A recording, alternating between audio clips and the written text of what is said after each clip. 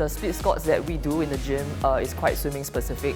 It's a rear foot and a front foot elevated split squat. So it's not a normal split squat that a normal person usually do in the gym. For example, when we dive off the blocks, our knees and our ankle are in a kind of like an elevated position. So we try and go to that specific level just to train that small muscle. Today it was to see how heavy I can do on one rep, and I did a progression from as low as like 60 and then see how fast I can go at after it was 90 or 130 and so on. I did until 190. How it translates to the arena is because I have more strength in my legs, I can produce more power, and then I can be more explosive in my kicks, or I can move around the arena faster, and this is how it helps me in my fighting. We do the dips because it is more specific to my stroke. My pet event is a 50 meters backstroke and a 100 meters backstroke. So when I do this stroke and then at the end movement, the dips try to mimic this action. It engages my lats and my triceps, and we try to use the strength that we have gotten from this exercise to translate it into the pool. Medicine ball, on the other hand, is a bit more dynamic. So we want the speed, we want the quick, fast twitch muscles to activate, especially when I do the 50 meters. And the ball throws, the slams help with activating the fast twitch muscles. The drill earlier I did was a weighted push-up. The weight was 10 kilos on my back and I did explosive push-up. So the purpose of the drill is to help us enable our core strength with the arms and the chest and a little bit of core. It helps us with the explosive arm push power, which helps our sport to do the relay push when we transfer from the back person to the front person.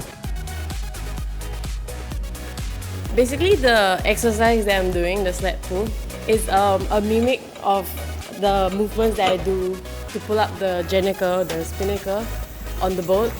So we try to gain more power and more endurance through gym training using this exercise.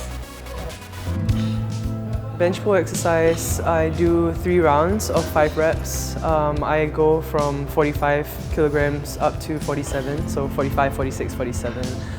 The bench pull works on my back and my arms, and I think being a freestyler and a butterflyer, having a strong back is pretty important, so that's what that exercise is for.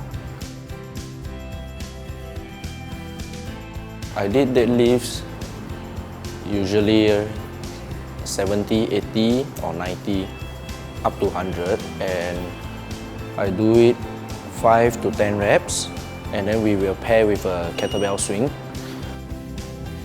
Deadlift helps with badminton because I play mixed double, so there's a lot of side-to-side movement, a lot of lunging, so we need to get strong and also explosive at the same time.